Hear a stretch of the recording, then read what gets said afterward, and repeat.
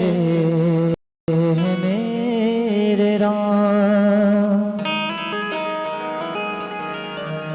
स्वभाव से उदार शांत, करे जिन्हें प्रणाम,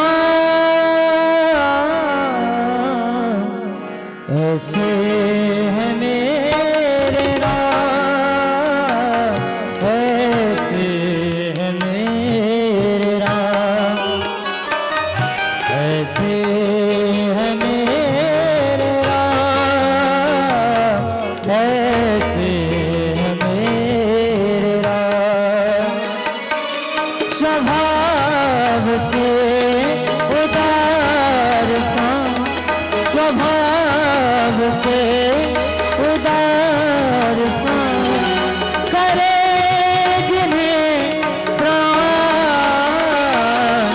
ऐसे है मेरे राम, ऐसे है मेरे राम, ऐसे है मेरे राम, ऐसे है मेरे राम।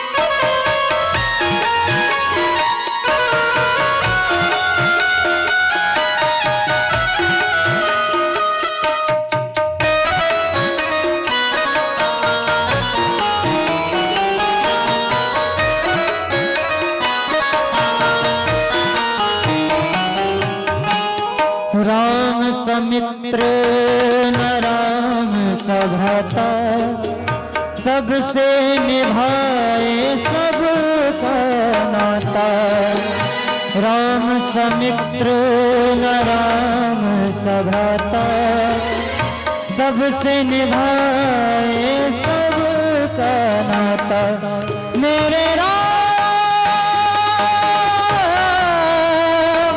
मेरे राम,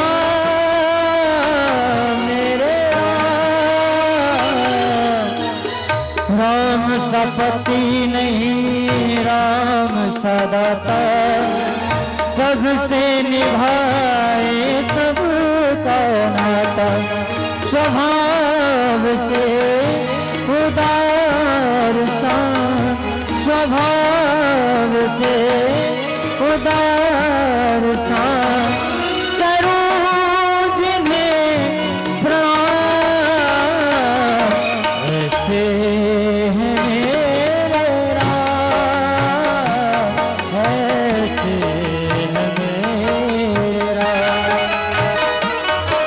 ऐसे है मेरे राम, ऐसे है मेरे राम, ऐसे है मेरे राम, ऐसे है मेरे राम, ऐसे है मेरे राम, ऐसे है मेरे राम।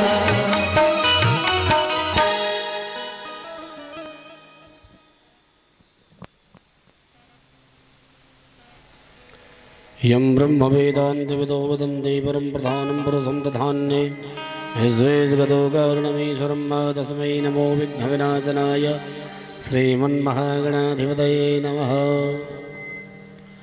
तेनेयं वाङ्मयी मूर्ति प्रत्यक्ष वर्तते हरि सेवनाक्षपणात्पाठदर्शनात् पापनाशने श्रीभगवते नमः।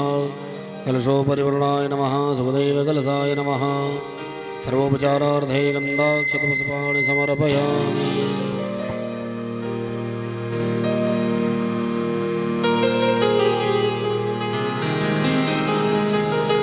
कस्तूरी तिलकं ललाटपटले वक्षस्थले कौस्तुभं नासाग्रे परिमुक्तिकं करतले वेणुकरे कंकणम् सर्वाङ्गे हरिचन्दनं सुललितं कंठे च मुक्तावली गोपस्त्री परविष्टतो विजयते श्री गोपाल चूड़ामणि बालकृष्णाय नमः सर्वोपचारार्थे गन्धाक्षतपुष्पाणि समर्पयामि तेने अम्बागमयी मूर्ति प्रत्यक्ष वर्तते हरि सेवनाक्षवर्णात् पाठात् दर्शनात् पापनाशने पुराण पुरुषोत्तमाय नमः सर्वोपचारार्थे गन्धाक्षत पुष्पाणि समर्पयामि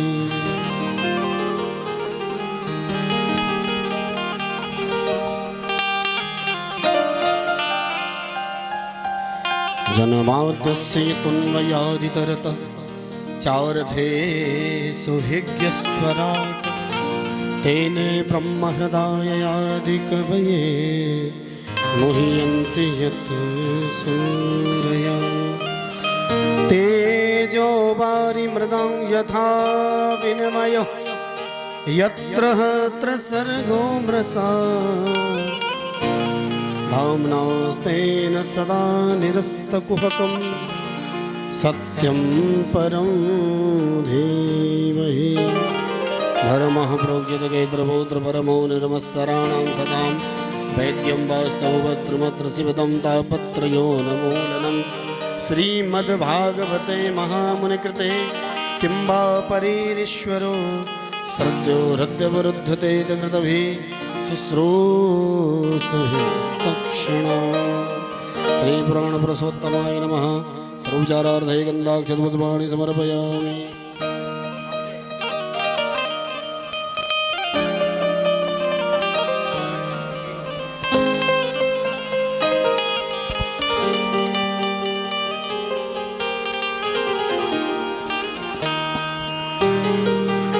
श्री राधे तेनेयम्बाङ्गमयी मूर्ति प्रत्यक्ष वर्तते हरि सेवनाक्षवणात् पाठात् दर्शनात् पापनाशने पुराण पुरुषोत्तमाय नमः सर्वोपचारार्थे गन्धाक्षतपुष्पाणि समर्पयामि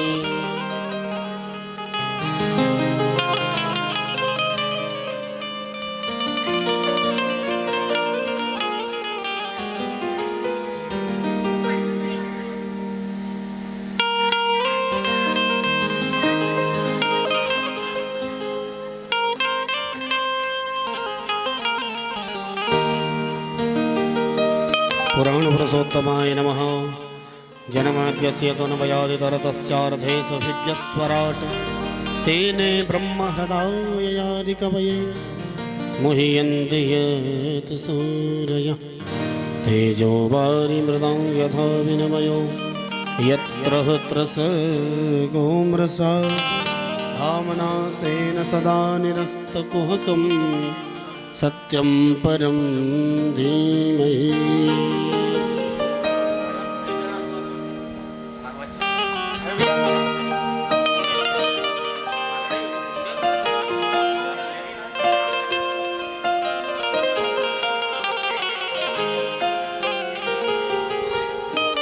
श्री पुराण पुरुषोत्तमाय नमः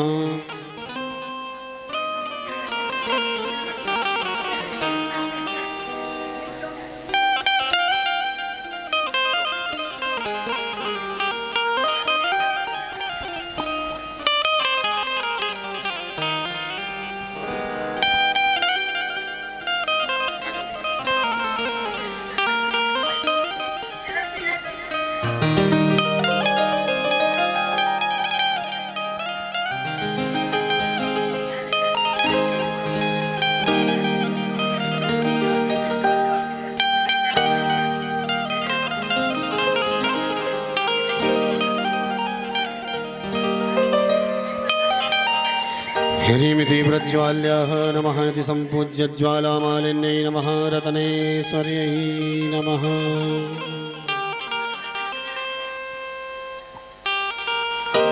भागवत जी की आरती में सभी लोग सम्मिलित होंगे, आरती करेंगे।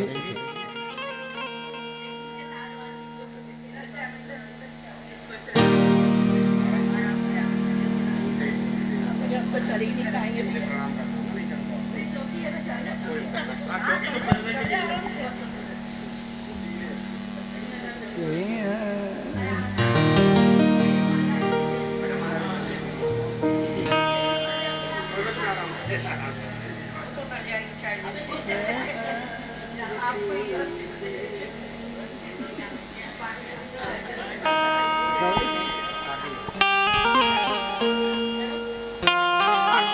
गठजोड़ा ले लिया करो थोड़ा।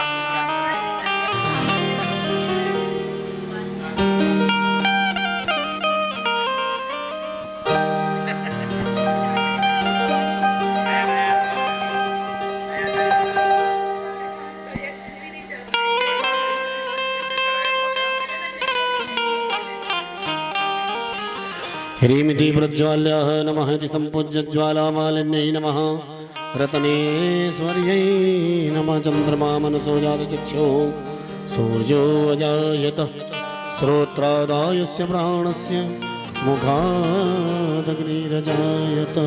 श्री भागवत भगवान की है आरती, पापियों को पाप से है तारती। भगवान की है आरती, पापियों को पाप से है तारती। ये अमर ग्रंथ ये मुक्ति पंथ ये पंचम वेद निराला, नव ज्योति जगाने वाला। ये अमर ग्रंथ ये मुक्ति पंथ ये पंचम वेद निराला, नव ज्योति जगाने वाला। हरि नाम यही हरि धाम यही, हरि नाम यही हरि धाम यही, जग के मंगल की आरती। पापियों को पाप से है तारती। श्री भागवत भगवान की है आरती, पापियों को पाप से है तारती। ये शांति गीत पावन पुनीत पापों को मिटाने वाला, हरिधरस कराने वाला। ये शांति गीत पावन पुनीत पापों को मिटाने वाला, हरिदरस कराने वाला। ये सुख करनी ये दुख हरणी, ये सुख करनी ये दुख हरणी। श्री मधुसूदन की आरती, पापियों को पाप से है तारती। श्री भागवत भगवान की है आरती, पापियों को पाप से है तारती। ये मधुर बोल जगबंद खोल सन्मार्ग बताने वाला, बिगड़ी को बनाने वाला। ये मधुर बोल जगबंद खोल सतमार्ग बताने वाला, बिगड़ी को बनाने वाला। श्री राम यही घनश्याम यही, श्री राम यही घनश्याम यही, राजा राम यही घनश्याम यही। राजा राम यही घनश्याम यही। प्रभु की महिमा की आरती, पापियों को पाप से है तारती। श्री भागवत भगवान की है आरती, पापियों को पाप से है तारती। श्री भागवत भगवान की है आरती, पापियों को पाप से है तारती। श्री भागवत भगवान की है आरती, पापियों को पाप से है तारती। पापियों को पाप से है तारती। ओ पापियों को पाप से है तारती। पापियों को पाप से है तारती। पापियों को पाप से है तारती।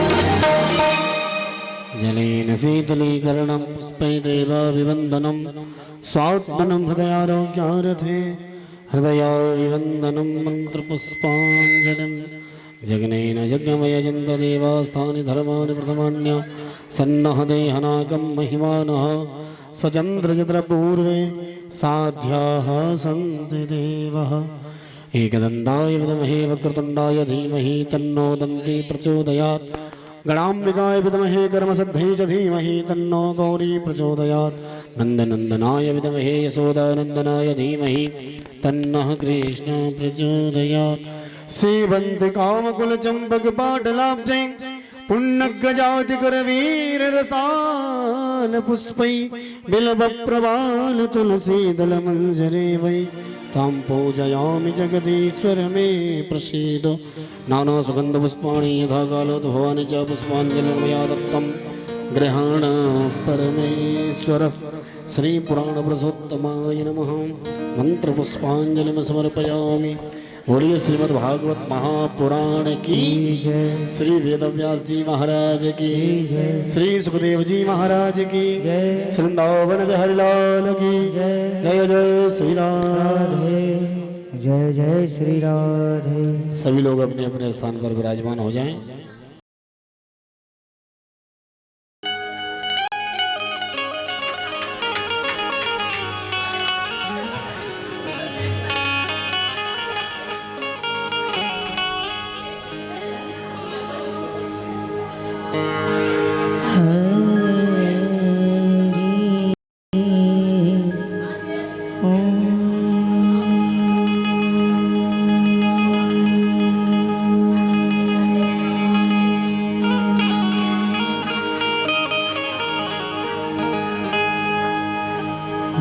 नमः परमहंस स्वादित चरण कमल चिन्ह मकरंदाय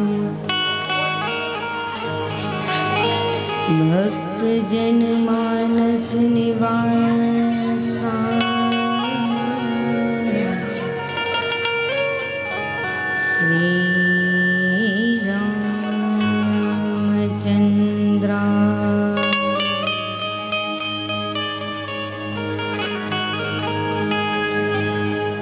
ध्येयं सदा परिभवः नामभीष्ट दो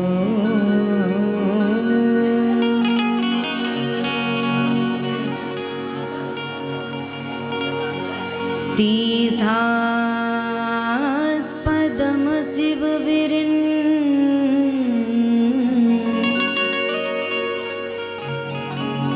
च्युनतं शरन्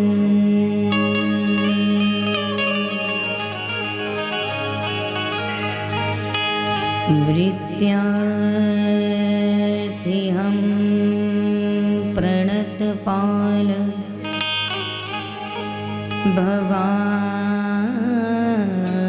भवाब्धिपो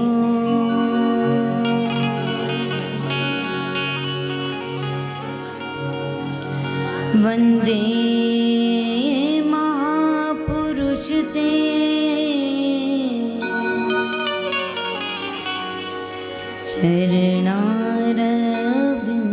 चरणारविन्दम्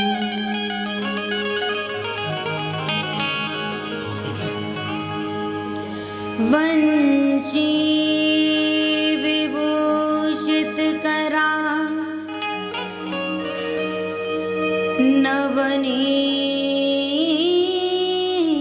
नवनीरदावा पीताम्बरा तरुणबिम्ब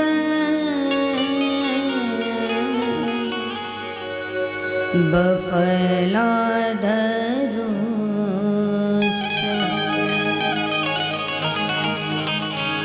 पूर्णेन्दु सुन्दर मुखा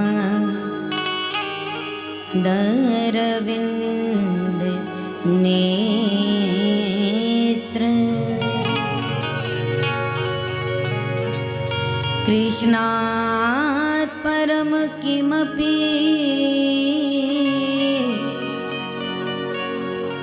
तत्त्वमहं न जाने।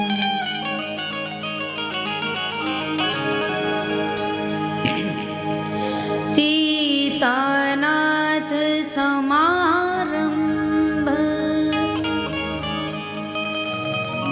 श्री रामानंदा माध्यम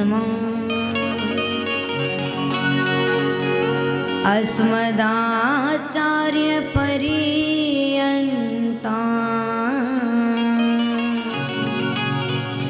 वन्दे गुरु परम्परा।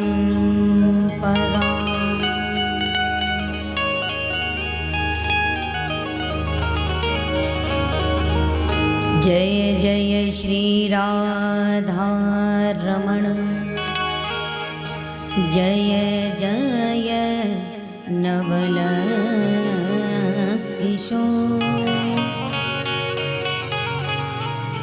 जय गोपी चित चोर प्रभु, जय जय माखन चोर।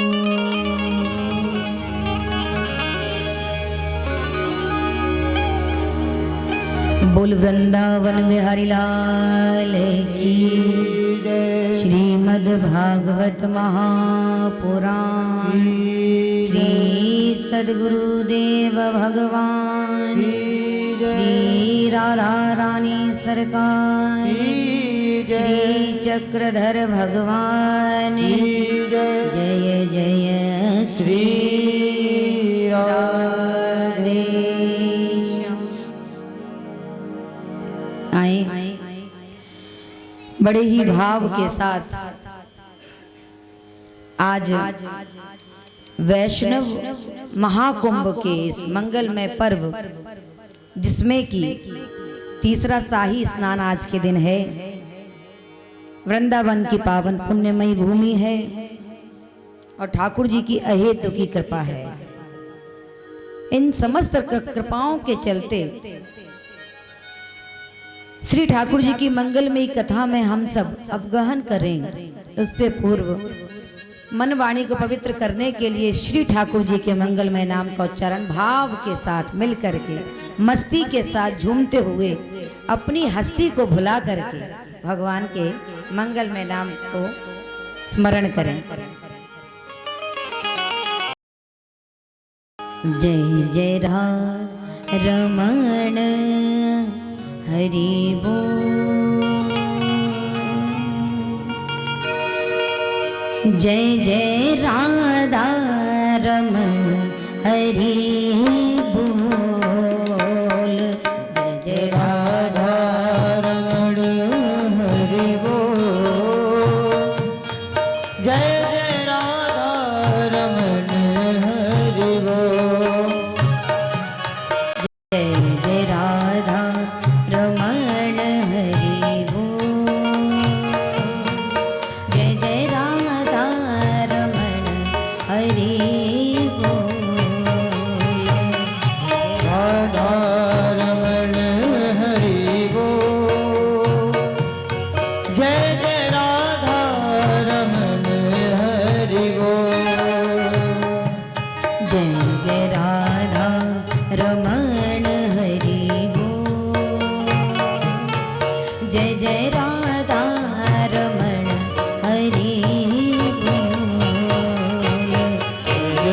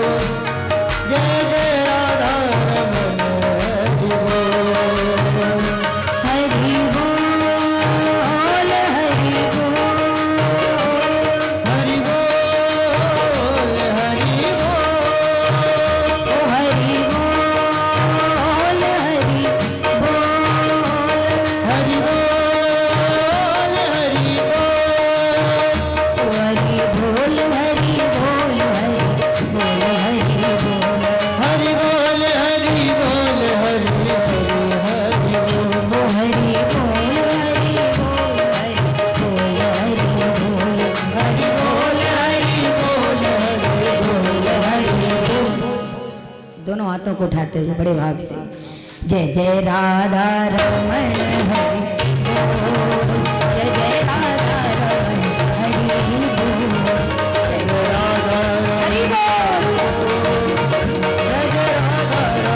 हरि बोल,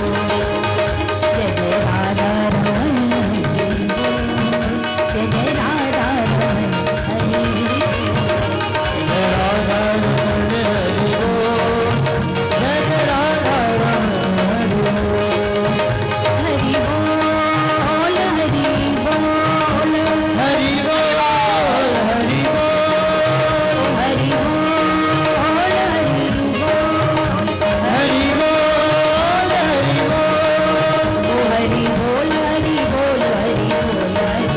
हरि बोल,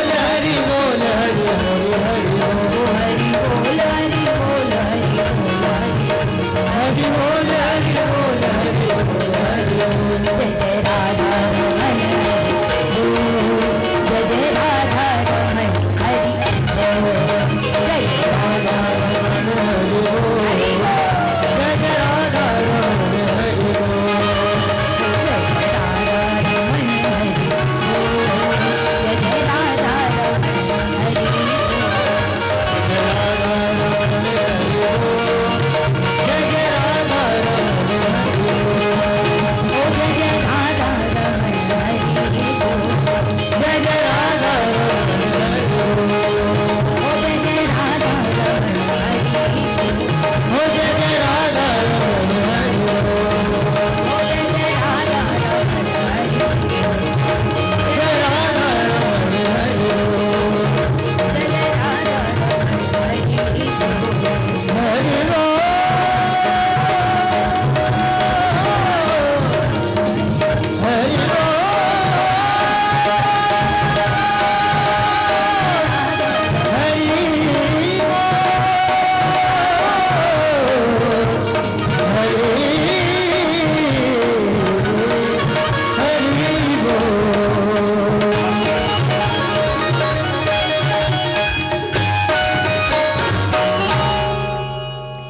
जय जय राधा रमण हरि बोल, जय जय राधा रमण हरि बोल, बोल वृंदावन बिहारी लाल की सांवरे सरकार जय जय जय श्री राधे। परम मंगल परात्पर अखिलेश्वर अकारण करण करुणा वरुणालय भक्त वांछा कल्प तरु तड़िदित विनंदित पीताम्बरधारी भगवान बाल कृष्ण लाल का वांग्मय प्रति स्वरूप श्रीमद् भागवत महापुराण सप्ताह ज्ञान यज्ञ अनुष्ठान विद्युत वरेण्य महानुभाव जन हमारे मुख्य परीक्षित जी और समस्त श्रद्धालु भक्त श्रोत्रिय वृंद संगीतक वृंद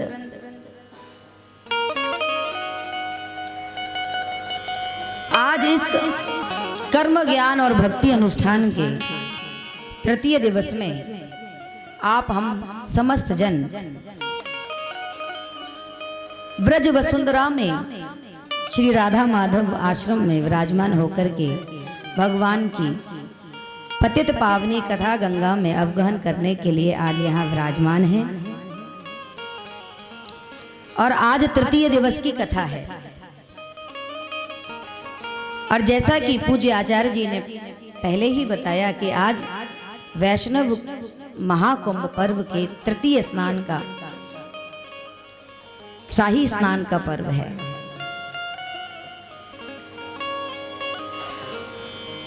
तो ऐसे में आप हम समस्त जन भगवान की पतित पावनी कथा में अवगहन करें, ये कितने सौभाग्य की बात है और निश्चित ही श्री ठाकुर जी की अहेतु की कृपा भी है, क्योंकि हर किसी को कथा सहज में नहीं मिलती है। गोस्वामी तुलसीदास जी ने बहुत सुंदर बातें कही हैं रामचरितमानस में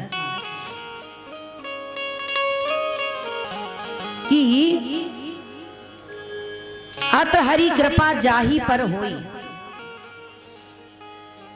क्या कहते हैं गोस्वामी तुलसीदास जी कि अत हरि कृपा जाहि पर होई, तब पाँव दे यह मार्ग सोई। तब बाबा तुलसीदास जी ने यहां बिल्कुल नहीं कहा कि कृपा जाहि पर होई, कृपा मात्र कृपा की बात नहीं करी, अति कृपा की बात करी। और जब अति कृपा की बात करी है तो क्या उसका सार निकला कि महाराज जब अति कृपा होती है तो पाँव दे यह मार्ग सोई। तब परमात्मा की कथा में हम मन को लगा पाते हैं अथवा सुन पाते हैं अथवा करा पाते हैं। बहुत मुश्किल है, संभव नहीं है, इतना आसान नहीं है। तो महाराज कल की कथा में आप समस्त जन श्रवण कर रहे थे कि परीक्षित जी ने श्री सुखदेव जी के समक्ष प्रश्न किया कि महाराज म्रियमाणस्य किम कर्तव्यम, मरण धर्मा व्यक्ति की मुक्ति का उपाय क्या? 7 दिन में मरने वाले व्यक्ति की मुक्ति का उपाय क्या है? अब पूछा किससे है? श्री सुखदेव जी से। ये सुखदेव जी वही हैं जिन्होंने माता पिता की तरफ भी नहीं देखा, जन्म लेते ही वन में चले गए। आपने कल सुना था ना, परिव्राजित परमहंस श्री सुखदेव जी के समक्ष जब ये प्रश्न हुआ तो ये प्रश्न उनको इतना प्यारा लगा, इतना अच्छा लगा कि महाराज उन्होंने ना तो मंगलाचरण गाया, ना कीर्तन किया, सीधे कथा शुरू कर दी। बड़ी विचित्र बात है। जबकि नियम ये नहीं है, नियम ये है कि पहले मंगलाचरण होता है, जैसे आप रोज देखते हैं ना, पहले मंगलाचरण होता है, फिर संकीर्तन होता है, फिर मशीन गर्म होती है और फिर कथा शुरू होती है।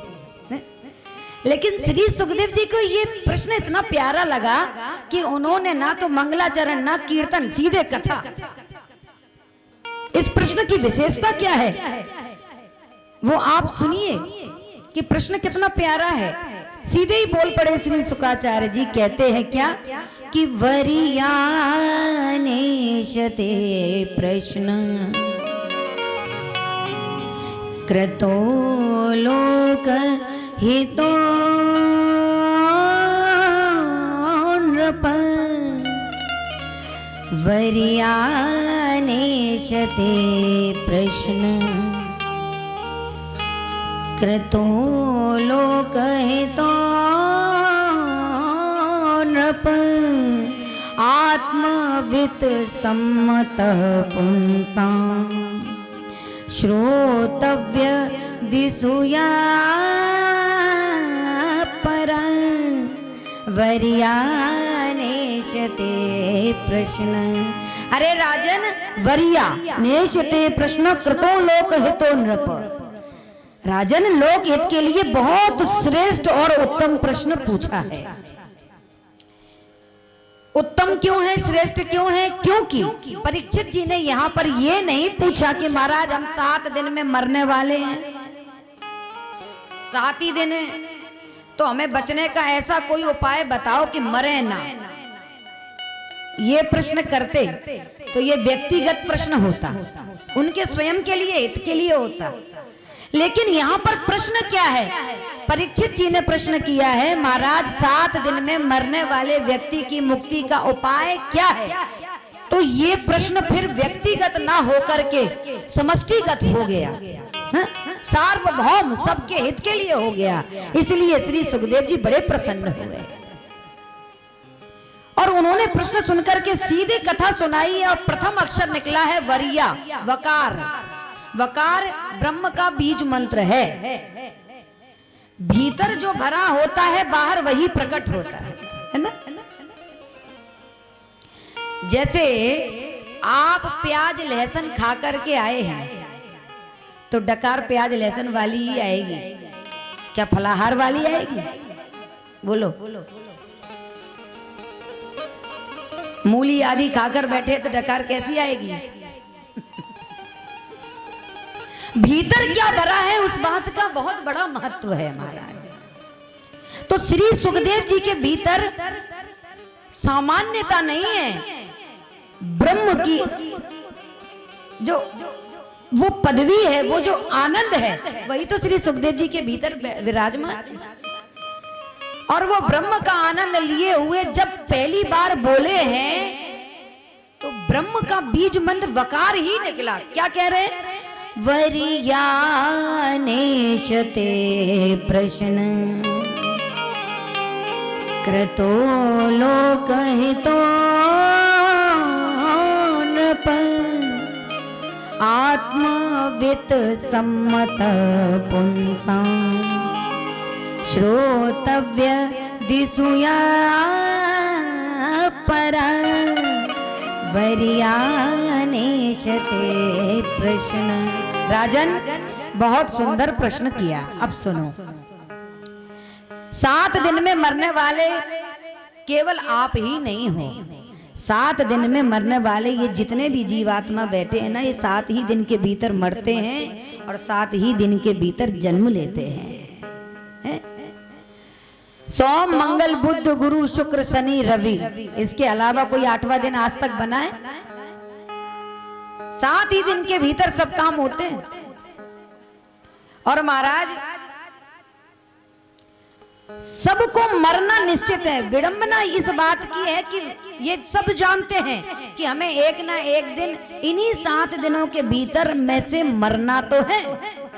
ये बात तो सब जानते हैं, लेकिन हम अपने कल्याण के लिए करते क्या है, ये विचारणीय बात है।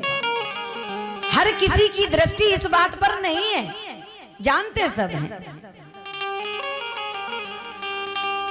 और महाराज आप कितने भी स्वर्ण भस्मी मोती पिष्टी बादाम रोगन कुछ भी करो, मरोगे, यानी कि मरोगे, उसकी तो पक्की गारंटी है कि मरना निश्चित है। जैसे पुराने समय में जब किसी कन्या का विवाह होता था ना, थोड़े कम समय की, थोड़ी कम आयु में विवाह हो जाता था, तो क्या होता था बताओ? आप सब तो बैठी। पहले के समय में जब कम उम्र में माताओं का, बहन बेटियों का विवाह होता था तो क्या करते थे कि महाराज उस समय विदा नहीं करते थे। और जब वो कन्या बड़ी हो जाती थी, योग्य हो जाती थी, तब उसका गौना होता था ना। और महाराज कितनी भी लाडली कन्या क्यों ना हो, इकलौती क्यों ना हो, कैसी भी क्यों ना हो, लेकिन जब समय आ जाता था तो माता पिता को बलात् हठात उसको विदा ही करना पड़ता था। ऐसे ही आप और हमारा कितना भी प्रिय कोई क्यों ना हो, जब समय आ जाएगा तो उसको विदाई देनी ही पड़ती है। तो महाराज हमारे बुंदेलखंड में एक बहुत प्यारा गीत गाया जाता है, मुझे बड़ा प्रिय है। उसके भाव बहुत अच्छे हैं कि जब जैसे उस लड़की को नहीं रोका जा सकता गौना होने से, ऐसी मरने से भी व्यक्ति को नहीं रोका जा सकता, मरना तो निश्चित है। तो महाराज बहुत सुंदर पंक्तियां हैं, बुंदेलखंडी गीत है। क्या भाव? वो ये कहते हैं कि बुरो लगे चाहे नो जी, नो जी। नो समझते? नो का मतलब होता है ये नो नहीं 1 2 3 4 5 ये वाला नो नहीं। नो का मतलब है सुंदर, अच्छा अच्छा। बुरो लगे चाहे नो जी, नो जी, एक दिन गौनो जी। बुरो लगे चाहे नो जी, एक दिन गौनो जी। अरे बुरो लगे चाहे नो जी, एक दिन गौनो जी। बुरो लगे चाहे सभी गाएं, ये वास्तविकता है। एक दिन गौनो जी। अरे बुरो लगे चाहे नो जी, एक दिन गौनो जी। बुरो लगे चाहे नो जी,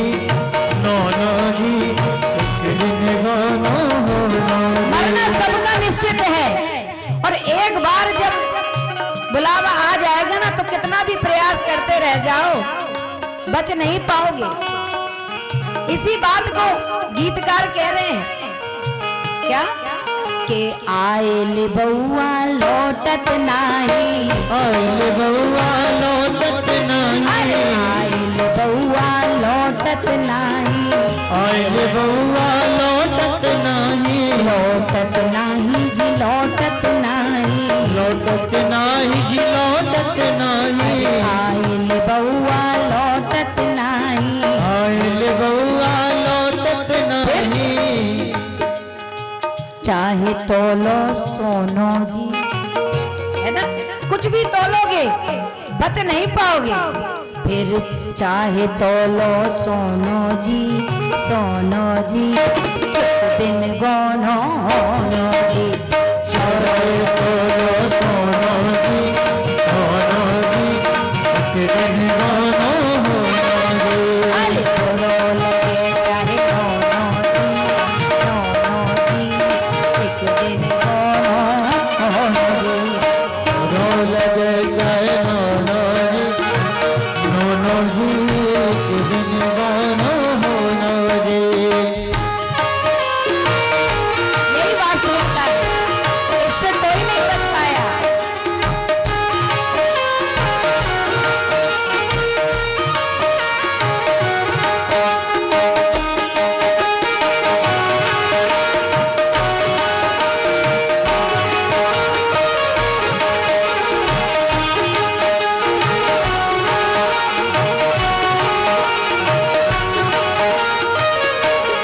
और जितने भी तेरे अपने हैं सब यहीं के यहीं छूट जाएंगे। अरे सखी सहेली सब रही गई हैं, सखी सहेली सब रह गई है, संग सहेली सब रही गई हैं, संग सहेली सब रह गई है, सब रह गई हैं जी सब रह गई हैं, सब रह गई है, सब रह गई है, संग सहेली सब रह गई हैं। संग सहेली सब रह गई है। बस केवल इतना ही कर सकते हैं, क्या करेंगे पीछे वाले लोग जो रह जाएंगे। बाद में सबको रोनो जी, रोनो जी फिर एक दिन कौन होगी, बाद में सबको रोनो जी, रोनो जी एक दिन गोनो होनो जी। बुरो लगे चाहे नोनो जी, नोनो जी एक दिन कौन होगी। रो लगे चाहे नोनो जी, नोनो जी एक दिन गोनो होनो जी। एक दिन कौन होगी, एक दिन गोनो होनो जी, एक दिन कौन होगी। एक दिन गोनो होनो जी। यानी कि निश्चित ही है। श्री सुखदेव जी कहते हैं कि चाहे कुछ कर लो, लेकिन विडंबना ये है कि ये जीवात्मा ये सोच नहीं पाता कि हमें जीते जी करना क्या है।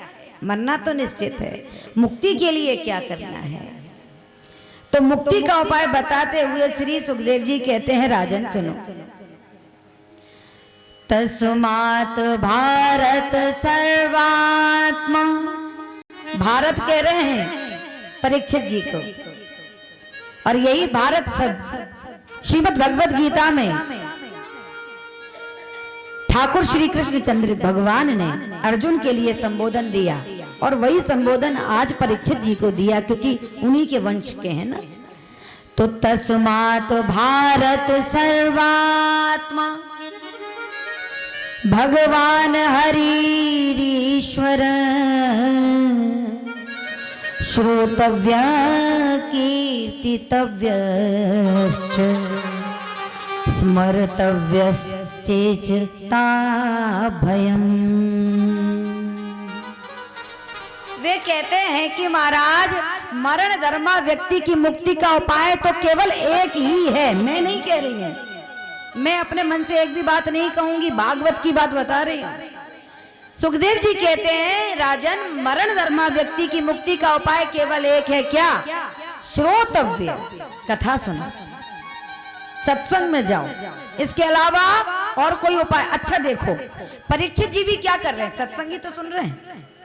जो 7 दिन के मेहमान बनकर के बैठे हुए हैं वो भी क्या कर रहे हैं, सुन ही तो रहे हैं।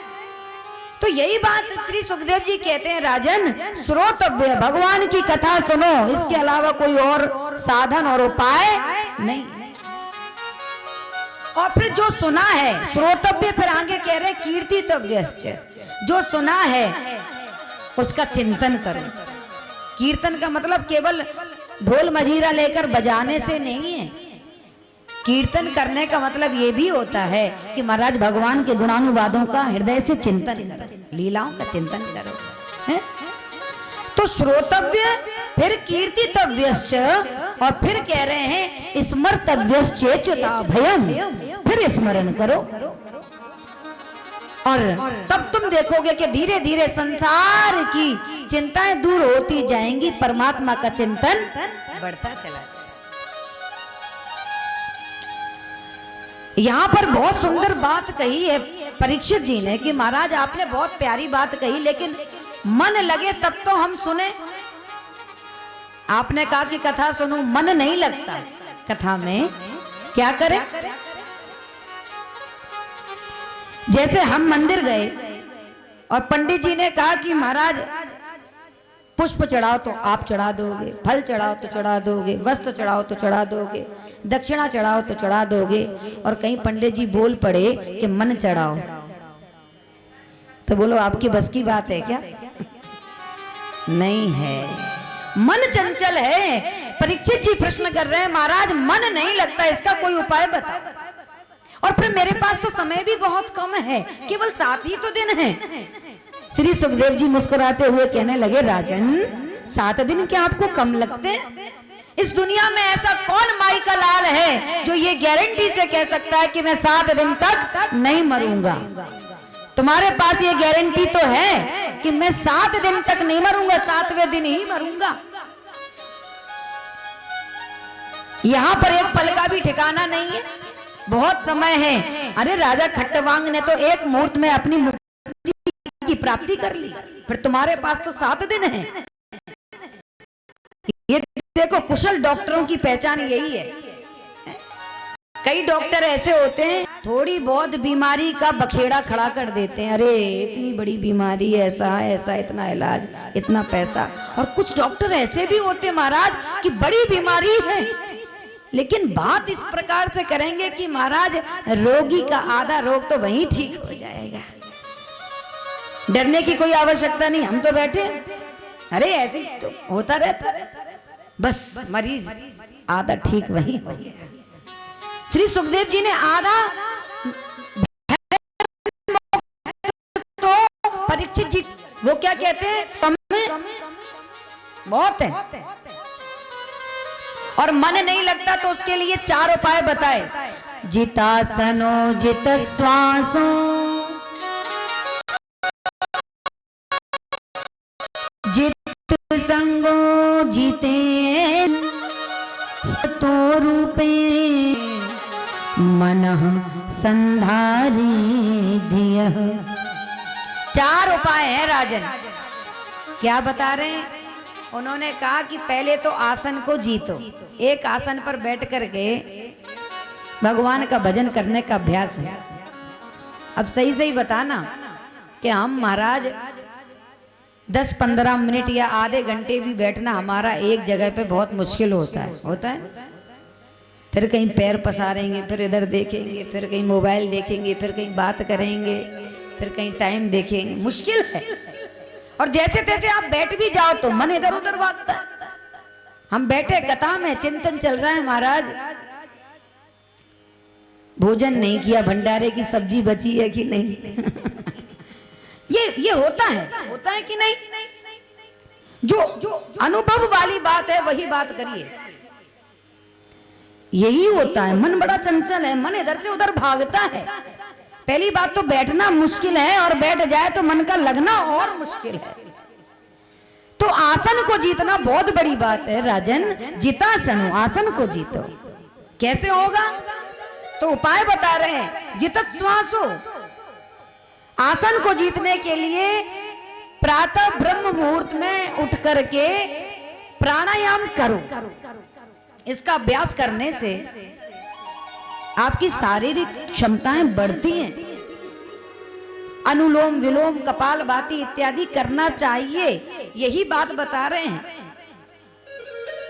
और क्या करना चाहिए तो कह रहे हैं जित संगो जितेंद्रिय,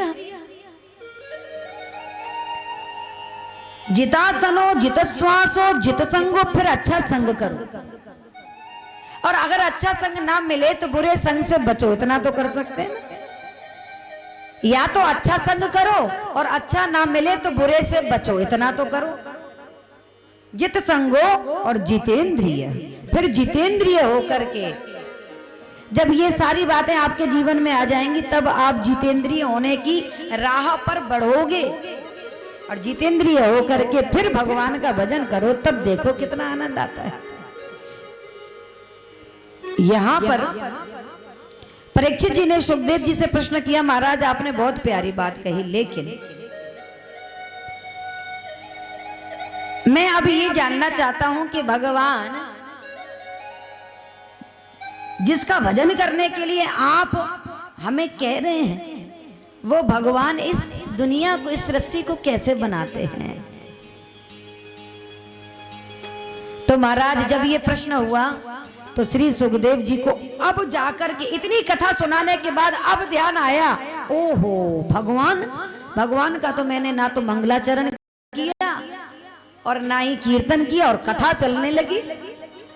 तो महाराज अब जाकर के इतनी कथा कहने के बाद श्री सुखदेव जी ने मंगलाचरण गाया, कीर्तन किया, और फिर कहते हैं कि राजन पहले इस दुनिया में कहीं कुछ नहीं था, स्थावर अंगम अंडज उद्भिद जरायुज स्वेदज कुछ भी नहीं, केवल नारायण। और महाराज नारायण के मन में एक से दो होने का भाव जगा तो जल का निर्माण हुआ, और जल में ही शेषनाग ने भगवान के लिए घर बना दिया। जल को संस्कृत में नार कहते हैं, घर को संस्कृत में अयन कहते हैं। तो नार और अयन के संयोग से भगवान का एक नारायण, यहाँ पर भगवान का नाम क्या पड़ा? नारायण। बोल नारायण भगवान की, भगवान का नाम पड़ा नारायण। एक से दो होने का संकल्प भगवान के मन में था, तो महाराज भगवान के नाभि कमल से ब्रह्मा बाबा की उत्पत्ति हुई। ये सृष्टि का विस्तार बता रहे हैं। और महाराज ब्रह्मा जी ने चारों तरफ, क्योंकि चतुरानन है ना ब्रह्मा जी, चारों तरफ देखा, लेकिन उन्हें अपना उद्गम स्थान का पता नहीं चल रहा है। तब उन्होंने क्या किया कि कमल की नाल में भीतर प्रविष्ट होकर के गए। लेकिन कितने वर्ष व्यतीत हो गए, लेकिन कमल के नाल का ओर छोर तक नहीं मिल पाया। ब्रह्मा जी को घबरा करके वापस वहीं के वहीं आ गए।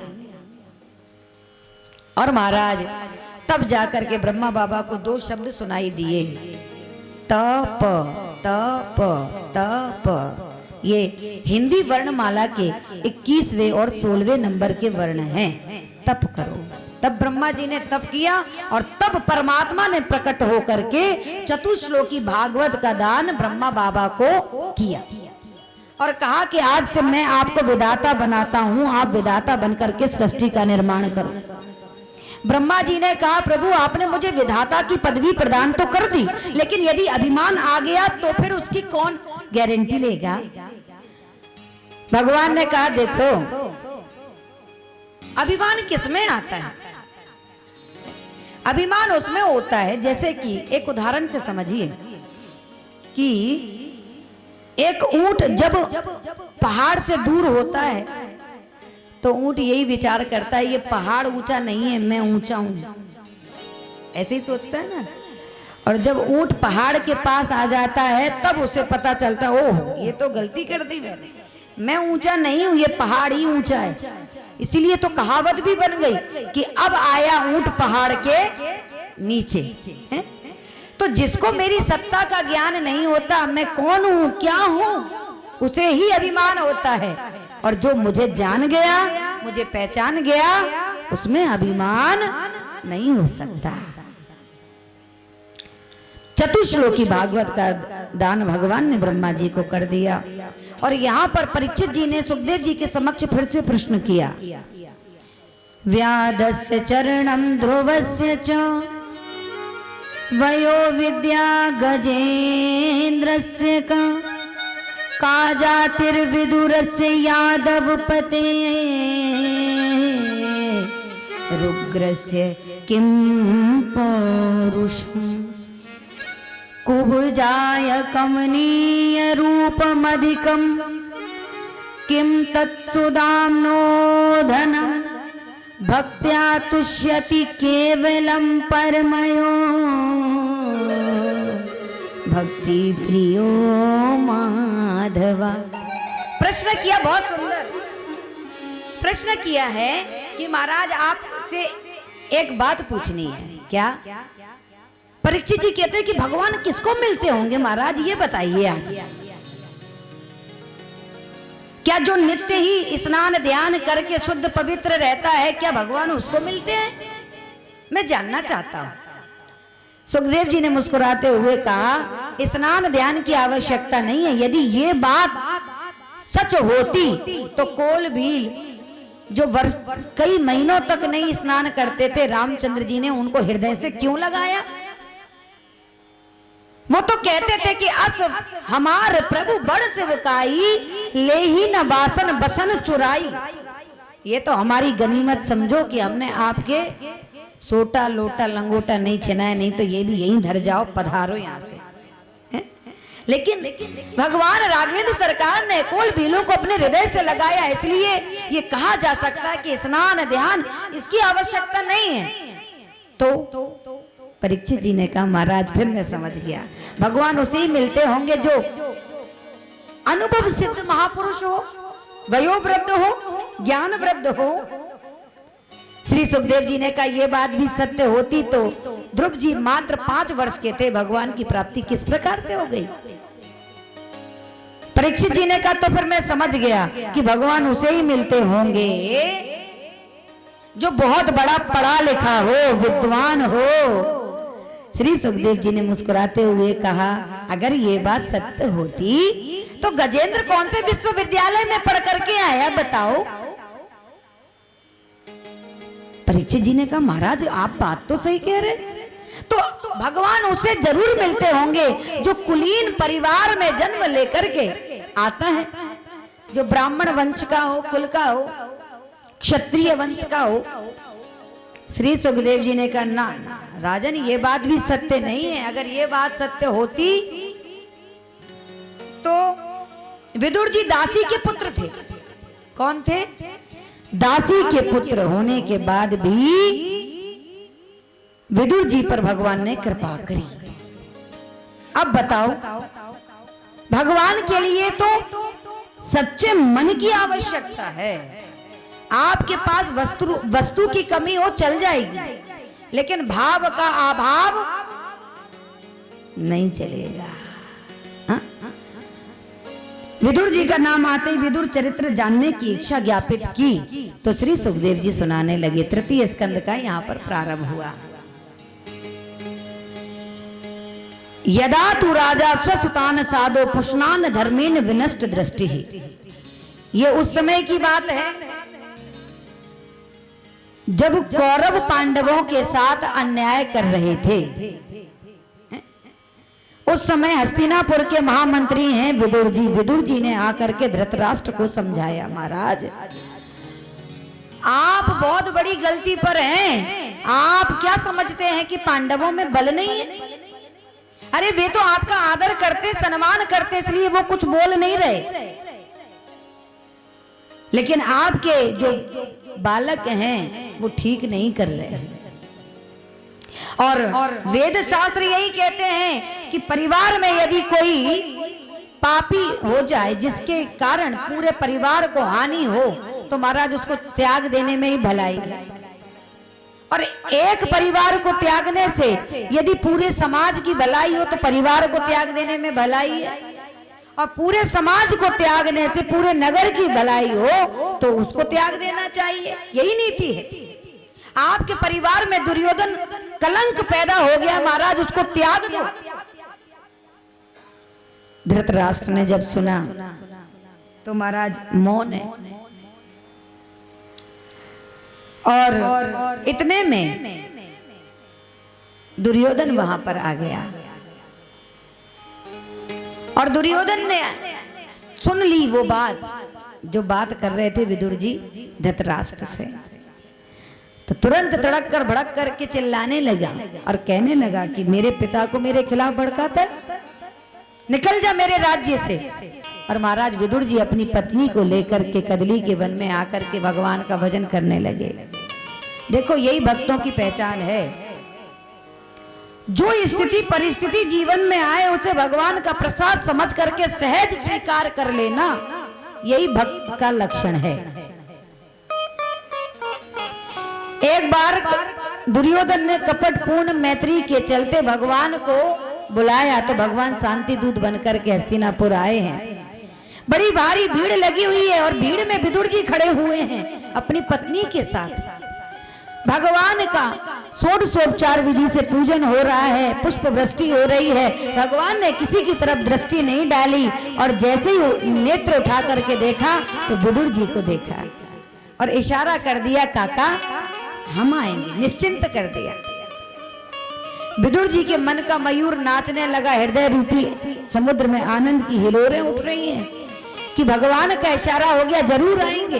पत्नी से कहा, देवी जाओ तैयारी करो, कदली के खंभ सजाओ, गोबर का चौक लगाओ, न जाने कब परमात्मा आ जाए, कोई ठिकाना नहीं है, तुम जाओ मैं देख करके आऊं कि पांडवों के भाग्य में क्या लिखा है। और महाराज आज भगवान आए हैं। दुर्योधन ने स्वर्ण जटित सिंहासन पर भगवान को बैठाया, भगवान का स्वागत किया और भगवान से कहने लगा, प्रभु आपके आगमन का कारण क्या है।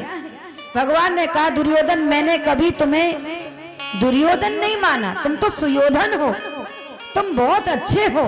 एक बात बताओ कि पांडव तुम्हारे काका के बेटे हैं कि नहीं, सच सच बताना। दुर्योधन ने कहा, बिल्कुल है, मेरे काका के ही बेटे हैं पांडव। तो भगवान ने कहा, जब काका के बेटे तो आधे राज्य के अधिकारी भी तो हुए। तो कहने लगा, बिल्कुल नहीं, बिना युद्ध के तो सुई की नोक के बराबर भूमि भी मैं उन्हें नहीं दूंगा। सूचग्रनेव दास्यामि, बिना युद्धेन केशव, तड़क कर भड़क कर ये शब्द बोले। क्या बात कर रहे हो, बिना युद्ध के सुई की नोक के बराबर भी दे जाऊं तो बात करना। भगवान ने कहा, पागल, तू अभी युद्ध की विभीषिका से परिचित नहीं है। हजारों लाखों स्त्रियों के सिंदूर पुछ जाएंगे, बच्चे अनाथ हो जाएंगे, तू अभी नहीं जानता इस बात को। तुरंत ही धृतराष्ट्र ने धीरे से हाथ दबाया, चतुर है ना, अंधा जरूर है लेकिन चतुराई बहुत है। तुरंत हाथ दबाया, क्या कर रहा है पागल, द्वारिका नाथ विपक्ष में चले जाएंगे, पक्ष में कर जल्दी। तो देखो स्वार्थी व्यक्ति तुरंत अपनी भाषा को बदल लेता, तुरंत भाषा बदल ली। कहने लगा, प्रभु ये राजपाट काज की बातें तो बाद में होती रहेंगी, अभी तो महाराज चलो, हमारी माता गांधारी ने आपके लिए 56 भोग बनाए, वो पाओ। भगवान ने कहा, अच्छा क्या तुम ये नहीं जानते कि भोजन दो परिस्थिति में होता है, या तो भूख बहुत हो, जब कोई व्यक्ति भूखा होता है तो वो ये नहीं देखता कि समय रात कुछ नहीं देखता, वो तो भोजन देखता है। तो भोजन दो परिस्थिति में होता है, या तो भूख बहुत हो या सामने वाले के मन में प्रेम बहुत हो। तो ना तो मुझे भूख है ना तुम में प्रेम है, दोनों ही बातें नहीं। और फिर मेरा निमंत्रण तो मेरे विदुर काका के यहाँ है, जब एक निमंत्रण हो ही गया तो दूसरे निमंत्रण पर क्यों जाऊं। अब विदुर जी देखो उसी सभा में बैठे हैं, मंत्री पद तो छिन गया तो सामान्य जनता में बैठे हैं, और जैसे ही सुना तो खड़े हो गए, महाराज मैंने तो कभी निमंत्रण दिया नहीं है। कह रहे निमंत्रण है, तो महाराज द्वारिका नाथ कहीं ऐसा ना हो कि अचानक मेरे घर आ जाए, मेरे घर तो कोई व्यवस्था है ही नहीं। तो परमात्मा के लिए तो कोई व्यवस्था करनी पड़ेगी। दौड़ करके गए बाजार, सबसे पहले खोए के लड्डू मेवा मिष्ठान खरीदने लगे, मिश्री मावा खरीदने लगे, और इधर भगवान ने दौड़ लगा दी नंगे पैर ही। और महाराज विदुरानी जी का द्वार खटखटाने लगे, अरे काकी दरवाजा खोलो, काकी दरवाजा खोलो। और विदुरानी जी स्नान कर रही हैं। स्नान करते हुए जैसे ही द्वारिकानाथ के शब्दों को सुना, दौड़ी दौड़ी आई, द्वार खोला तो देखा द्वारिकानाथ खड़े। ओहो, भाव में निमग्न हो गई और महाराज टकटकी लगा करके श्री ठाकुर जी का दर्शन कर। भगवान भी समझ गए कि मेरी काकी सुध ही भूल गई है, ये भी भूल गई कि ये स्नान करती गीली वस्त्रों में आ गई। तो तुरंत श्री ठाकुर जी ने पीतांबर अपना उतारा और विदुरानी जी को उड़ा दिया और कहा, काकी भीतर तो प्रवेश दो। भीतर आए। अब विदुरानी जी की हालत देखिए क्या हुई। एक भक्त कैसे भगवान का स्वागत कर सकता है, उसका भाव देखिए। विदुरानी जी दौड़ करके गई, झट पाटा उठा करके लाई और जैसे ही बिछाया है, रखा है, भगवान बैठने लगे तो काकी ने झट पाटा खींच लिया। भगवान ने कहा, काकी क्या हो गया, बैठने नहीं दोगी क्या? विदुरानी जी ने कहा, प्रभु बैठाना तो है लेकिन ये जगह ठीक नहीं है, इस जगह बैठो। भगवान ने कहा, चलो वहीं चलते। और जैसे ही बैठने लगे तो महाराज झट वहां से भी पाटा खींच लिया। भगवान ने कहा, अब क्या बात है? विदुरानी जी ने कहा, प्रभु वहां झाड़ू नहीं लगी थी, यहाँ पोछा नहीं लगा था, अब आप यहाँ बैठो। तो महाराज भगवान जैसे ही बैठने लगे तो विदुरानी जी ने झट पाटा वहां से भी उठा लिया। भगवान ने कहा, अरे काकी कहीं तो बैठाओ। तो हाँ प्रभु बिल्कुल बैठाती हूँ। और जैसी जल्दी जल्दी में उन्होंने पाटा बिछाया, उल्टा रख दिया। भगवान भी समझ गए, भाव में निमग्न हो गई मेरी काकी और बैठ गए श्री ठाकुर जी उल्टे पाटे पर। पेट पर हाथ घुमा करके कहने लगे कि काकी बड़ी जोर से भूख लग रही, कछु खाए के ताई हो तो जल्दी लाओ। अरे प्रभु आपको भूख लगी है, अभी लाई। दौड़ी दौड़ी गई, कदली के फल लेकर के आई, एक टोकरी में पत्तल बिछाई, श्री ठाकुर जी के सामने रखी और महाराज केले के फल को छील रही हैं छिलका पत्तल में और फल जो है फेंक रही। भगवान खाते जा रहे, ग्रहण करते जा रहे हैं और हर बार श्री ठाकुर जी यही कहते, काकी ये जो है ये तो और मीठा है, अरे ये वाला तो और मीठा, अरे ये तो और भी मीठा है। काकी ठाकुर जी की तरफ देखती और कहती, प्रभु अगर आपको मीठा लग रहा है तो जरूर मीठा होगा, मैं अपने हाथों से केले में जल देती हूँ ना, इसलिए मीठा होगा। और भगवान बड़े भाव से पाते जा रहे हैं। इतने में विदुर जी आए और विदुर जी ने कहा, विदुर जी ने दरवाजा खटखटाया, विदुरानी जी ने द्वार खोला और विदुर जी ने कहा, देवी तुम नहीं जानती क्या? विदुर जी कहते हैं कि आज द्वारिकानाथ ने भरी सभा में मेरा बहुत बड़ा सम्मान किया है।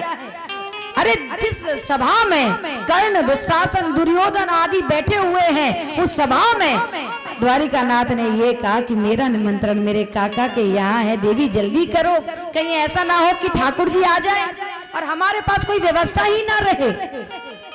तुम कदली के खम्भ सजा करके गोबर का चौक तो लगाओ। अरे विदुरानी जी ने कहा, स्वामी आने वाले नहीं है, आ गए। अच्छा, तो भीतर गए दौड़े दौड़े और कहने लगे, देवी तुमने कुछ पवाया कि ऐसे ही बैठा के रखा है, तुमने कुछ किया होगा कि नहीं किया होगा? और चलते चलते चलते चलते जैसे ही देखा कि ठाकुर जी की पत्तल में तो छिलके पड़े, तो महाराज नेत्र सजल हो गए। इतने बड़े जगत नियंता, जगदाधार, अखिल कोटि ब्रह्मांडों का नायक आज इस टूटी फूटी झोपड़ी में आया। तो विदुरानी को डांटते हुए विदुर जी ने कह दिया कि देवी तुमने ये क्या किया? ठाकुर जी को छिलका खिला रही हो। तब विदुरानी जी का ध्यान गया कि स्वामी मैंने भी नहीं देखा, मुझे तो यही लग रहा था कि मैं फल ही खिला रही हूं। प्रभु आपने भी नहीं बताया। ठाकुर जी ने कहा, काकी मुझे भी अभी पता चला है कि मैं छिलका खा रहा हूं, जब आपने टोक लगाई। विदुर जी ने कहा, प्रभु ये तो पागल है, आप खोए का ये लड्डू मैं बाजार से लेकर के आया हूं, आप ये पाओ। और जबरदस्ती जब ठाकुर जी को पवाने लगे तो महाराज ठाकुर जी ने पा तो लिया। बाद में कहते हैं, काका एक बात सच्ची सच्ची बताऊं? हाँ मिल रहा। वो स्वाद इसमें है ही नहीं। काका बुरा मत मानना, मेरी काकी के भीतर भाव है और महाराज वो भाव इन खोए के लड्डू में उतना नहीं है। इसलिए संत कहते हैं क्या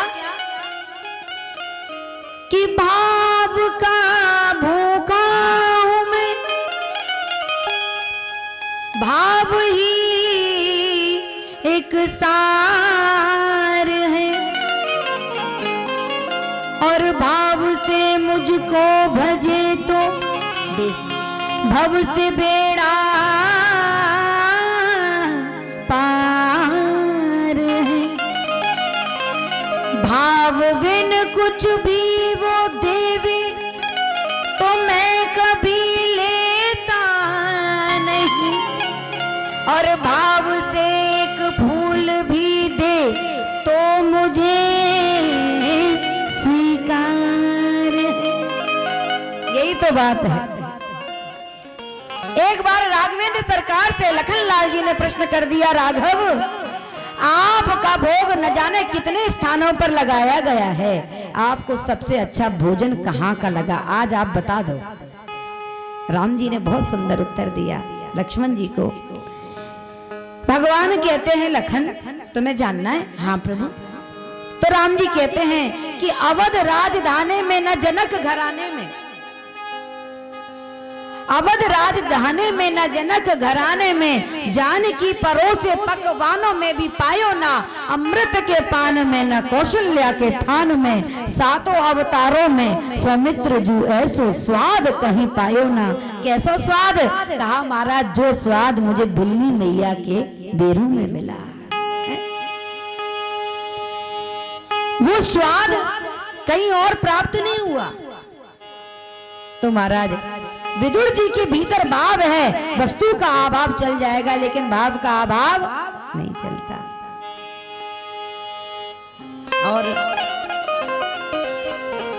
भगवान जब स्वधाम गए तो महाराज विदुर जी का स्मरण किया और उद्धव जी से कहा कि मेरा ये अंतिम उपदेश जो मैंने आपको दिया है ये मेरे विदुर को देना, और जब वो उपदेश जानने की इच्छा प्रकट करें तो मैत्री जी के पास भेज देना। क्योंकि भगवान जब स्वधाम जाने लगे उस समय के अंतिम उपदेश के समय दो ही जन भगवान के समीप थे। कौन? एक तो मैत्रेयी जी और दूसरे उद्धव जी। भगवान ने कहा मेरे विदुर को ये संदेश देना, और उद्धव जी वहां से जब चल पड़े तो महाराज मार्ग में विदुर जी से भेंट हो गई, और विदुर जी को जब पता चला कि भगवान स्वधाम चले गए तो बहुत ही खेद हुआ।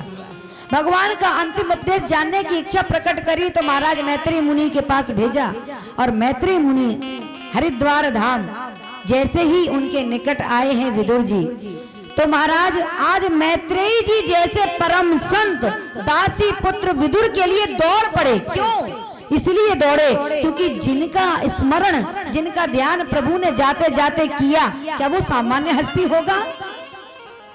बाबा तुलसीदास जी भी कहते हैं क्या कि जाति पाति पूछे नहीं कोई, और हरि को भजे सो हरि को होई, हरि को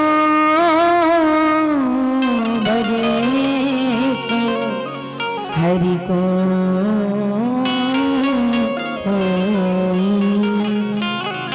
भगवान का बस भजन करो तो आप में सारे गुण अपने आप विद्वान हो जाएंगे। परम संत ने हृदय से लगा लिया विदुर जी को, मैत्रेयी जी जैसे संत ने, और बैठाया, और यहाँ से विदुर और मैत्रेयी संवाद प्रारंभ हुआ। विदुर जी पूछने लगे महाराज परमात्मा इस सृष्टि को कैसे बनाते हैं? तो बता रहे मैत्रेयी जी कि सबसे पहले इस दुनिया में कहीं कोई नहीं था, केवल नारायण थे। नारायण के नाभि कमल से जब ब्रह्मा जी की उत्पत्ति हुई तो ब्रह्मा जी को भगवान ने चतुश्लोकी भागवत का दान करके विधाता बनाया, सृष्टि का निर्माण करने की आज्ञा दी, और ब्रह्मा जी ने सबसे पहले सनत, सनंदन, सनातन, सनत कुमार इन चारों भाइयों को प्रकट किया। मानसिक सृष्टि सनत कुमारों से ब्रह्मा जी ने कहा, बेटा तुम सृष्टि का निर्माण करो, तुम मेरे पुत्र हो ना। सनत कुमारों ने कहा, पिताजी हम तो भजन करेंगे, सृष्टि वृष्टि के चक्कर में हमें नहीं पड़ना। ब्रह्मा जी को इतना क्रोध आया कि हमारे बेटे हमारी बात को मना कर रहे हैं, तो उनका क्रोध ही उनकी भ्रकुटी का भेदन करके भगवान रुद्र के रूप में प्रकट हो गया। बोल शंकर भगवान की। और शंकर भगवान से कहा ब्रह्मा जी ने कि बेटा अब तुम करो सृष्टि का निर्माण। तो शंकर भगवान तो भोले बाबा ही ठहरे, उन्होंने तुरंत ही जो आ गया पिताजी, भूत प्रेत पिशाच गंधर्व डाकनिया सांकनिया न जाने कितनी तरह की विचित्र विचित्र सृष्टि बनानी प्रारंभ कर दी। ब्रह्मा जी ने कहा जरा देखे तो सही कैसी सृष्टि बनी है। और जो झांक करके देखा तो महाराज वहां तो भूत प्रेत ताता थैया कर रहे हैं। अरे महाराज दौड़े दौड़े ब्रह्मा जी ने कहा कि अरे महाराज बंद करो, ऐसी खतरनाक सृष्टि हमें नहीं करवानी। तो क्या करें? अरे आप तो भजन ही करो और आपकी बस की बात नहीं। भोले बाबा भोले ठहरे, उन्होंने कहा जो आ गया, भजन करने लगे। तब ब्रह्मा जी ने मन से 10 पुत्रों को जन्म दिया। मरीचि अत्रि अंगिरा पुलस्त पुलह क्रतु भृगु वशिष्ठ दक्ष और देवऋषि नारद, ये 10 पुत्र ब्रह्मा जी ने मन से प्रकट किए। छाया से कर्दम ऋषि को प्रकट किया, वाणी से सरस्वती को प्रकट किया, दाएं अंग से मनु महाराज को, वाम अंग से शतरूपा महारानी को प्रकट किया। तो मनु और शतरूपा महारानी के प्रकट होते ही सृष्टि के विस्तार के लिए धरती की आवश्यकता आन पड़ी। धरती जलमग्न थी, तो महाराज ब्रह्मा जी के पास जाकर के प्रार्थना की गई और ब्रह्मा जी ने भगवान का स्तवन किया। ब्रह्मा जी को छींक आई, उसी से 12 भगवान प्रकट हो गए। बोल 12 भगवान की। और 12 भगवान ने हिरण्याक्ष का वध करके पृथ्वी की स्थापना कर दी। यहाँ पर मैत्रेयी मुनि के समक्ष विदुर जी ने प्रश्न किया और सुखदेव जी के समक्ष परीक्षित जी प्रश्न कर रहे हैं और सूत जी के समक्ष सौनकादिक 88,000 ऋषिगण प्रश्न कर रहे हैं। क्या प्रश्न किया महाराज? ये हिरण्याक्ष कौन है? ये बीच में हिरण्याक्ष कहां से आ गया? तो कहते हैं अरे महाराज सुनिए सुनिए, इसकी भी कथा है। हमारे यहाँ एक संत हुए, नाम है कश्यप। ये जो कश्मीर बसा है ये कश्यप ऋषि की भूमि ही है। सदगुण का रूप है कश्यप जी। उनकी 13 पत्नियां हुई हैं, 13 पत्नियां, दिति अदिति दनु काष्टा सुरसा विनिता इत्यादि। अब जरा ध्यान से सुनने की बात है। कश्यप ऋषि की इन 13 पत्नियों का सृष्टि के विस्तार में बहुत बड़ा योगदान रहा है। जैसे विनीता के पक्षी ही पक्षी हुए, दिति के दैत्य ही दैत्य हुए, अदिति के देवता ही देवता हुए, सुरसा के सर्प ही सर्प हुए। उनकी 13 पत्नियों ने सृष्टि का विस्तार किया है। और ये जो आप वृंदावन का वैष्णव महाकुंभ पर्व जिसका दर्शन कर रहे हैं ना, इसके पीछे भी यही से कथा जुड़ी हुई है। जैसा कि आप समस्त जन जानते हैं कि हमारे यहाँ पर 4 स्थान ऐसे हैं जहां पर कुंभ लगाया जाता है प्रति 12 वर्ष में। हरिद्वार, उज्जैन, नासिक और इलाहाबाद, यही जानते हैं ना। जब देवासुर संग्राम हुआ तो महाराज वो जो अमृत है वो धरती पर टपक गया और 12 दिन का देवासुर संग्राम हुआ। तो महाराज देवताओं के 12 दिन हमारे यहाँ के 12 वर्ष के बराबर हैं। इसलिए 12 वर्ष में एक बार एक एक स्थान पर कुंभ लगने लगा। और कुंभ इसलिए कहा गया क्योंकि कुंभ से ही तो वो अमृत टपका। तो ये तो सब जानते हैं, लेकिन वृंदावन के कुंभ का रहस्य इससे नहीं जुड़ा। वृंदावन के कुंभ का नाम है वैष्णव महाकुंभ। वैष्णव महाकुंभ क्यों? क्योंकि महाराज ये जो 13 पत्नियां हैं ना कश्यप जी की, दिति, अदिति, धनु, काष्ठा, सुरसा, मैंने जो नाम बताए, इनमें से एक बार सुरसा जो नागों की पत्नी है, उन्होंने विनीता को दासी बना लिया। दोनों ही कश्यप जी की पत्नी है, लेकिन एक पत्नी ने दूसरी पत्नी को दासी बना लिया। गरुड़ जी की माँ है विनीता, पक्षियों की माँ है विनीता। विनीता को दासी बना लिया और दासी बना करके शर्त ये रखी कि हमें स्वर्ग से अमृत ला करके दो, तब हम माँ को मुक्त करेंगे। तब जाकर के गरुड़ जी स्वर्ग लोक गए हैं और वहां से वो अमृत का कुंभ लेकर के आए हैं अपनी माँ को मुक्ति दिलाने के लिए।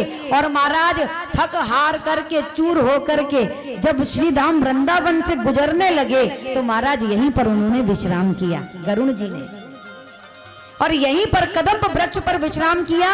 और महाराज यहीं यमुना जी में स्नान करके संध्या वंदन की, थोड़ा आराम किया, विश्राम किया, और उसी समय वो अमृत कुंभ में से अमृत बिंदु यमुना जी में भी पड़ गए और उस कदम्ब के वृक्ष पर भी पड़ गए। तो महाराज इसीलिए तब से यहाँ पर कुंभ लगने लगा और इसका नाम वैष्णव कुंभ पड़ा। क्यों? क्योंकि गरुड़ जी भगवान के परम भक्त हैं, परम वैष्णव हैं। वो जो कुंभ लगते 4 स्थान पर, वो तो छीना झपटी के कारण जो अमृत बिंदु गिर गए, वहां पर कुंभ लगने लगा।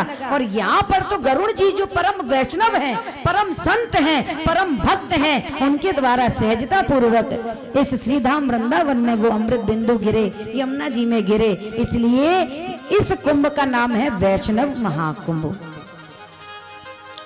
और तभी से यहाँ पर कुंभ लगने लगा। और इस बात की चर्चा भागवत में भी आई है। जब भगवान काली दह में कूदे हैं तो कदम्ब के वृक्ष पर चढ़कर ही कूदे। सूखा साखा वृक्ष था क्या? महापुरुषों ने कई ग्रंथों में इस बात का विवेचन किया है, प्रश्न किया है कि वो कदम्ब का वृक्ष जब काली के जहर से आसपास की भूमि जहरीली हो गई, कोई पक्षी उड़कर के नहीं जा पाता था, गाय जल पी नहीं पाती थी, मर जाती थी, ऐसे समय में, विपरीत समय में, विपरीत स्थितियों में वहां पर कदम्ब का वृक्ष हरा भरा क्यों था? तो महाराज उसका कारण यही है कि उस कदम्ब के वृक्ष पर वो अमृत की बूंदें पड़ गई थी, इसलिए वो हरा भरा था। बोल वृंदावन बिहारी लाल की। तो महाराज कथा सुना रहे हैं कि कश्यप जी की 13 पत्नियां, तो 13 पत्नियों में से दिति नाम की पत्नी एक बार कश्यप जी के पास रति की याचना करती हुई आई। कश्यप जी ने मना किया, देवी ये समय संध्या का है, इस समय रति क्रिया ठीक नहीं है। भगवान शिव के गण विचरण करते हैं, ना तो प्रातः ब्रह्म मुहूर्त, ना ही गौधूली बेला, ये दोनों समय ऐसे होते हैं कि इसमें रति क्रिया नहीं होनी चाहिए। बहुत मना किया, लेकिन जब नहीं मानी तो पत्नी के भाव को पूरा तो कर दिया, लेकिन बाद में श्राप भी दे दिया कि देवी तुम्हें संतान तो होगी, लेकिन वो राक्षस होगी। चरणों में गिर गई, स्वामी ये क्या कह रहे? तब जाकर के कश्यप जी ने कहा कि देवी चिंता मत करो, तुम्हारी दोनों संतान होंगी तो दैत्य, लेकिन भगवान के द्वारा उनका उद्धार होगा। कालांतर में हिरण्याक्ष और हिरण्यकश्यपु का जन्म हुआ। हिरण्याक्ष सबको परेशान करता डोलने लगा, और तब नारद जी के संपर्क में जैसे हिरण्याक्ष आया, हिरण्याक्ष ने नारद जी से कहा कि महाराज हमारे हाथों में खुजली मच रही है, हमसे युद्ध करो। दैत्य है ना, राक्षसों का यही काम होता है, लड़ना झगड़ना या लड़ाना भिड़ाना। हमें युद्ध करना है, हमारे हाथों में खुजली मच रही है। नारद जी ने कहा महाराज हमें तो भगवान का नाम जपना आता है, लड़ना झगड़ना नहीं आता, लड़ाना भिड़ाना आता है। बोलो पता बता दूं? हाँ भैया ऐसे कहीं पता बता दो। तो कहा कि चले जाओ यहाँ से सीधे वाराह के रूप में, जल में से कोई पृथ्वी को लेकर के निकल रहा होगा, उससे जाकर के भिड़ो। और उसी समय भगवान पृथ्वी को जल से मुक्त करा रहे थे महाराज। और ये जाकर के 12 भगवान से भिड़ गया। 12 भगवान ने जोर का घुमा करके एक तमाचा क्या दिया कि उसका सर ही धड़ से अलग हो गया। बोल 12 भगवान की। इस प्रकार से हिरण्याक्ष का भगवान ने वध किया। पृथ्वी की स्थापना करनी चाहिए तो पृथ्वी के मन में अभिमान आ गया कि देखो मेरे लिए भगवान को कैसा कैसा रूप धारण करना पड़ा। और भगवान को अभिमान प्रिय नहीं है तो तुरंत ही भगवान ने पृथ्वी मैया को वृंदावन का ही दर्शन कराया। पृथ्वी ने प्रश्न कर दिया कि जब मैं नहीं हूं, जब धरातल नहीं है तो ये वृंदावन काय पर टिका है। भगवान ने यहाँ पर एक सुंदर सी कथा भी आती है कि महाराज सारे तीर्थ वृंदावन, सारे तीर्थ प्रयागराज जो हैं उसको जाकर के कर देते थे। तीर्थों के राजा कौन है?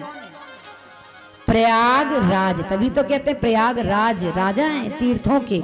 तो सारे तीर्थ प्रयागराज को आकर के कर देते, लेकिन वृंदावन ने कभी कर नहीं दिया। तो एक बार तीर्थराज प्रयाग भगवान के पास जाकर के कहने लगे कि प्रभु जब आपको इतनी बेइज्जती करानी थी तो आपने हमें तीर्थों का राजा काहे को बना दिया? भगवान ने कहा क्या हो गया? प्रयागराज ने कहा प्रभु सारे तीर्थ आकर के मुझे कर देते हैं, ये छोटा सा वृंदावन, इसकी इतनी मजाल इतनी हिम्मत है कि महाराज ये कभी नहीं आता हमें कर देने को। भगवान ने कहा ओ भले आदमी, तुझे हमने तीर्थों का राजा बनाया, अपने घर का राजा थोड़ी बना दिया। कि धन धन वृंदावन रजधानी, धर्म करम जहाँ बटत जेवरी, मुक्ति भरे ता पानी, की मुक्ति भरे तहाँ पानी। ऐसी इस वृंदावन धाम की बहुत बड़ी महिमा है। बोल वृंदावन बिहारी लाल की जय। इसीलिए आए बड़े ही भाव से इस ब्रज की महिमा को गाते हुए यहाँ पर श्री ठाकुर जी के चरणों में अपने मन को लगा दें।